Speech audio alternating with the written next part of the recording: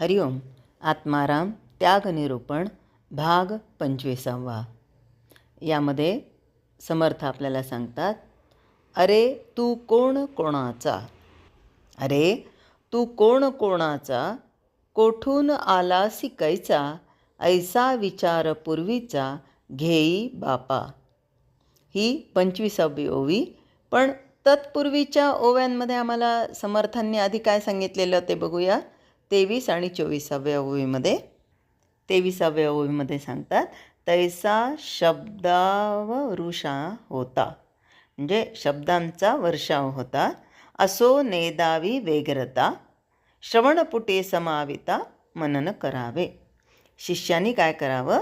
शब्दांचा वर्षाव होता क्षणी, म्हणजे व्यासपीठावरून शब्द आल्या क्षणी इकडे तिकडे लक्ष न देता एकाग्रता साधायची आणि आपल्या कानामध्ये गेले की मनामध्ये त्याचा अर्थ हा लावला गेला पाहिजे. म्हणजे शब्द कानात गेले की मनामध्ये त्याचं मनन करणं सुरू झालं गेलं पाहिजे. त्यापुढे 24व्या ओवी सांगतात, लाग वेग जाणून शब्दाचा, अवाका पाहावा मनाचा, शब्दा आतील गर्भाचा, सांटावा घ्यावा. लागवेग जाणून शब्दाचा, ते काय सांगतायत, कसं सांगतायत हे ऐकायचं, मनाने त्याच्याशी एकरूप व्हायचं, त्या शब्दांच्या अर्थाशी एकरूप व्हायचं. म्हणजे मग काय होतं, समजायला एकदम सोपं जातं. आणि मग आता 25व्या ओवीमध्ये सांगतायत, अरे तू कोण कोणाचा, कोठून आला शिकायचा, ऐसा विचार पूर्वीचा, घेई बापा. ह्या ओवीचं आपण 2 भागामध्ये निरूपण करूया, कारण एका भागात म्हणजे 10 मिनिटाच्या आत याचं सविस्तर सांगणं होऊ शकत नाही. म्हणून आजचा हा भाग पहिला. उद्या परत हीच ओवी वेगळ्या पद्धतीने विचार करूया. तर समर्थ आपल्या शिष्याशी बोलत आहेत आणि त्याला प्रश्न विचारत आहेत की तुझ्या अंतःकरणामध्ये हे जे विलक्षण अस्वास्थ्य प्राप्त झालेलं आहे, तर परमार्थ मार्गाच्या वाटचालीनंतरही जे स्वास्थ्य, जे समाधान, जो आनंद मिळणं आवश्यक आहे तो मिळाला नाही, तर कुठंतरी चूक होत असली पाहिजे हे निश्चित. शास्त्राचं कार्यकारणभाव निश्चित आहे. हे असं झालं म्हणजे हे असं व्हायचंच. म्हणजे कसं, गहू पेरला की गहू उगवायचाच, किंवा निरनिराळ्या केमिकल रिॲक्शन्स अशा असतात की हे 2 पदार्थ जर एकत्र मिसळले की असं व्हायचंच असं ठरलेलं असतं. यामध्ये जर बदल झाला तर त्याची कारणं काय ती शोधली पाहिजेत. हा नियमच चुकीचा आहे असं म्हणण्यात अर्थ नाही. जसं आपल्याकडे वीज आपण सगळीकडे ठेवली आहे, म्हणजे ते स्विच ऑन केला की वीज लागलीच पाहिजे. स्विच ऑन केल्यानंतर वीज लागत नसेल, प्रकाश पडत नसेल, तर काहीतरी चुकलेलं आहे. आता कुठल्या भागात चुकलं आहे याचा विचार केला गेला पाहिजे. कदाचित आम्ही जेव्हा बटन ऑन केलं तेव्हा पॉवर हाऊसच बंद पडलेलं असेल. शक्य आहे पॉवर हाऊसमधून माझ्या घरापर्यंत जे कनेक्शन येतं ते कुठंतरी ढिल्लं पडलं असलं पाहिजे, त्याच्यामध्ये कुठेतरी दोष निर्माण झाला असेल, किंवा माझ्या इथलं जे बटन आहे ते लूज झालं असेल, हेही शक्य आहे. पण काहीतरी बिघडलं हे निश्चितच. आता आजच सकाळी सगळ्यांकडे लाईट आहेत का आणि माझ्याचकडे नाहीत का असा प्रश्न माझ्या शेजारच्या मैत्रिणीला पडला. आणि मग तिने लगेच मला फोन केला, का गं जागृती लाईट आहेत का? म्हटलं नाही गं, सकाळी 9 वाजल्यापासून लाईट गेले. हां, तरी मला वाटलं म्हणे की सगळ्यांचे गेले असतील का नाही, का माझ्याच एकटीचे गेलेले आहेत, म्हणून खात्री करून घेण्यासाठी फोन केला. हे झालं प्रपंचातलं. अध्यात्माचं असं नसतं. कारण अध्यात्मातलं पॉवर हाऊस कधी बंद पडत नाही. की ती इलेक्ट्रिसिटी बोर्डाची वीज नाही, ते पॉवर हाऊस नेहमीच चालू असतं. तुम्ही जे स्वीकारलं आहे त्याच्यामध्ये काही भानगड झाली आहे का हे बघायचं.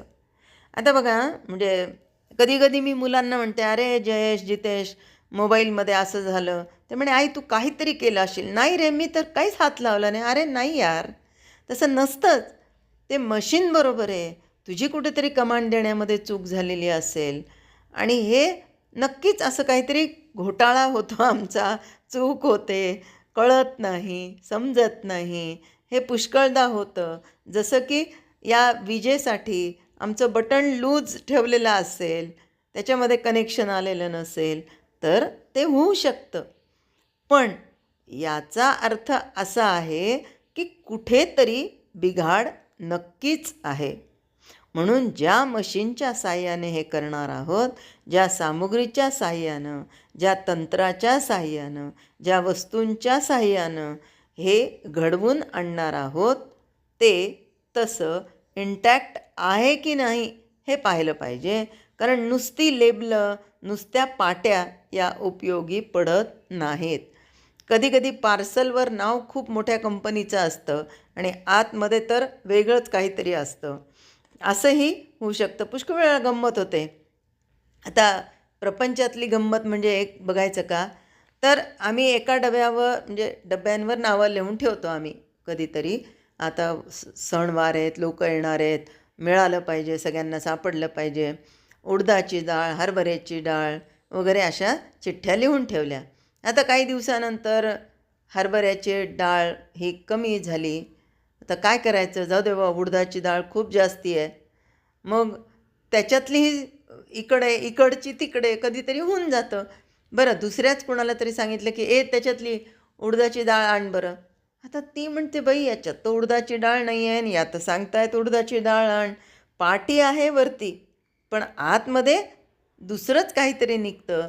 ह्या विनोदाचा भाग आहे. हे असं होत असतं. हे कुठे होतं, तर प्रपंचात होत असतं. म्हणून कधीही तपासून पाहावंच लागत असतं. इथे समर्थ शिष्याला सांगतात की बाबा रे, ज्या तुला सगळं मिळवायचं आहे तो तू त्यासाठी आटापिटा करणार आहेस, त्यानं स्वतःला तपासून घेतलं आहेस का? समर्थांना स्वतःविषयीचा आत्मविश्वास आहे की मी जसा असायला हवा तसा मी आहे. मी सांगितलं आहे, जे सांगायला हवं तेच सांगितलं आहे, त्यात काहीही चूक झालेली नाही आहे. आता ज्याला सांगायचं त्यानं आपल्याला तपासून घेतलं पाहिजे. कारण आत्मैव ह्यात्मनो बंधुरात्मैव रिपुरात्मनाः असं आहे. मी कोण आहे, कसं आहे, हे माझं मलाच जास्त समजणार. दुसरा कुणी याचा निर्णय घेऊ शकणार नाही. म्हणून समर्थ विचारतात, तू दासबोध वाचलायस ना, पण तरी तू अजून अस्वस्थ वाटतोयस. खरं आहे, म्हणजे दासबोधातही मी तर सगळं काही सांगितलं आहे, तरी तुझ्यावर त्याचा काहीही परिणाम झालेला दिसत नाही. हे का असं झालं ते उद्याच्या 25व्या ओवीच्या दुसऱ्या भागामध्ये बघूया. हरिओम. जय जय रघुवीर समर्थ.